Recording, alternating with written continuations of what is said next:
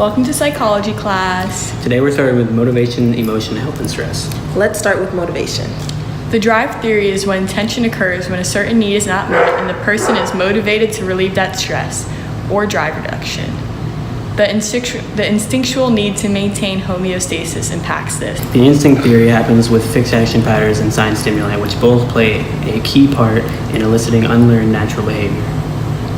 Another theory of motivation is the arousal theory, which is one's desire or need to increase the tension, which creates excitement. The inverted U explains this. Low arousal means poor performance, while high arousal means poor performance and you're distracted. The optimal is between the two. The opponent process theory says that people are normally at a baseline state, and we may perform an act like smoking a cigarette that is pleasurable at first, but then we want to return to a baseline. Lastly, the incentive theory says that an external goal or stimuli motivates someone, and expectation is key. Approach conflict, you must choose between two desirable outcomes like going to Disney World or Universal. Avoidance conflict, you must choose between unattractive outcomes like going to jail or prison. Approach avoidance conflict, one event or goal has both attractive and unattractive features. Multiple approach avoidance conflicts, you must choose between two or more things, each of which has both desirable and undesirable effects. James Lange theory says we feel emotion because of biological changes caused by stress, William James and Carl Lange. Whereas the Cannon-Bard theory says the biological change and the cognitive awareness of the emotion state occur simultaneously. The two-factor theory by Stanley Schachter says our physical responses and mental interpretations combine to cause emotional responses. What is the biological basis of hunger?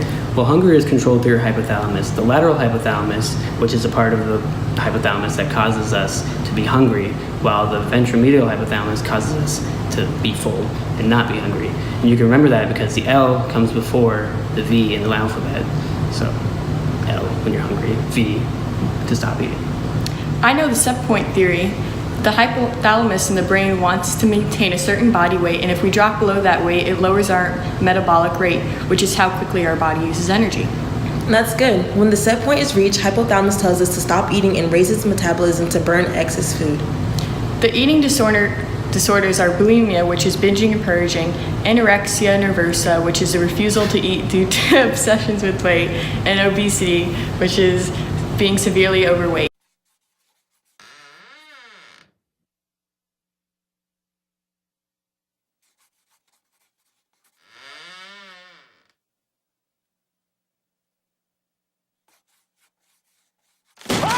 Damn it! Oh, what happened? Orson fall down? Shut up!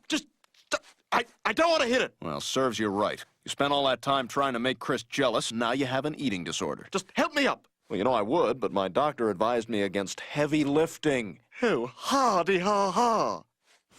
What the devil are you doing? Stop it! Stop it! I'm getting dizzy! Ah! Boss!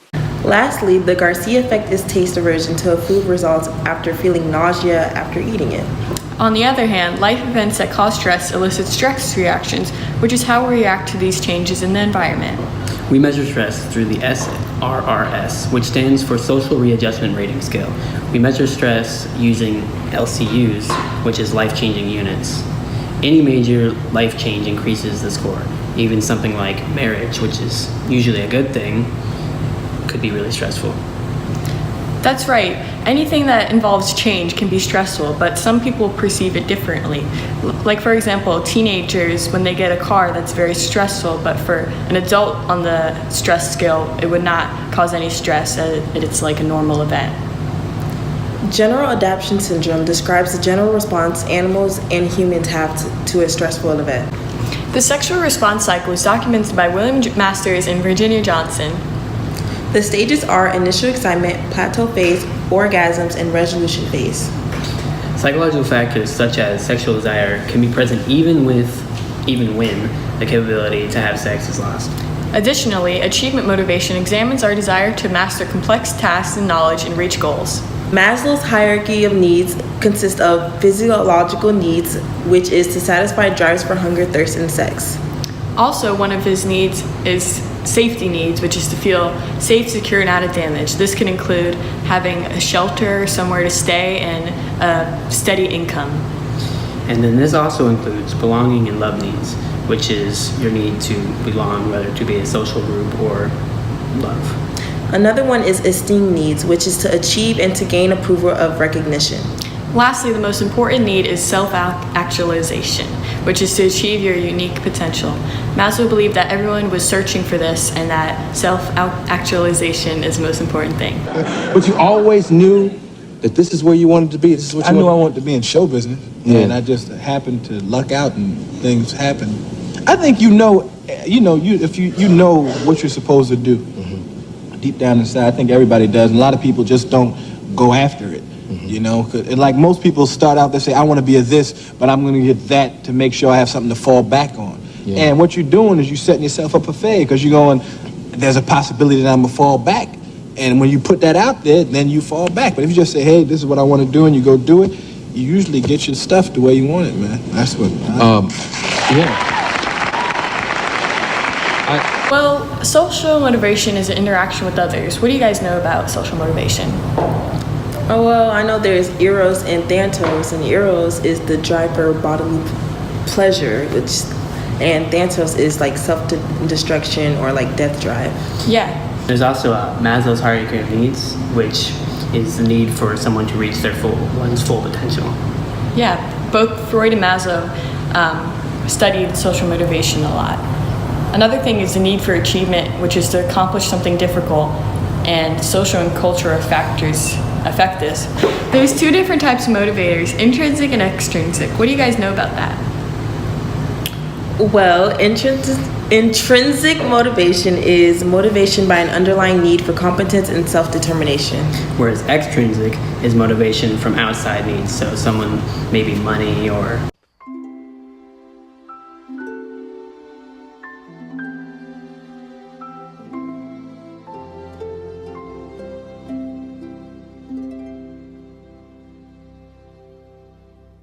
It is known that optimists have better outlooks on life and they see the glass half full, and this in turn leads to optimistic disposition, which is better health and ability to cope with stress. On the other hand, there's pessimism, which may be accurate, but overall it's less healthy. The immune system protects against illness by recognizing and destroying disease-causing substances like viruses, bacteria, and cancer cells. Antigens are foreign substances such as virus, bacteria, and cancer cells. Lymphocytes are when the antigen invades the body and white blood cells begin to proliferate. The lymphocytes do this with two different types of cells, the T and B cells. T cells attack and destroy the antigens directly, whereas B cells create antibodies which combine with the antigens to neutralize them. PNI studies are mind-brain studies for immunity. Stress is a very important part of everyone's life, and it can have negative impacts on someone and can cause them to perceive the world differently. Such as learned helplessness, which is a generalized expectation that events are independent of our own control. Like, for example, in nursing homes, patients who felt that they didn't have any control over their own lives had a higher death rate. Whereas if they did have little control or control at all over their decisions, they would end up living longer. Overload is events that become too intense that we can no longer adapt to it, like having a load of homework to do. We now return to busy business lady whose life is missing something, but she doesn't realize it because she's so busy with business. No, I cannot make that business meeting. I've got a different business meeting at 3, and we'll be doing business there. I was wondering if you're free for coffee. Oh, no, I can't. I've got a lunch meeting, and then a meeting after lunch. After that... Shh. We deal with stress in many ways, such as anticipatory coping, which involves 3 steps, including gaining information, developing a plan of action, and self-monitoring, which lowers anxiety as a whole. Another way to deal with stress is cognitive reappraisal, which is when you modify your perception of stress by looking at the positive aspects. This is used with medical patients to keep them positive and looking forward to life. When dealing with stress, it's also very important to have social support. Longitudinal studies show that people who have a strong social group tend to actually live longer. A strong social group can provide guidance, affection, and even reassurance to improve your self-esteem.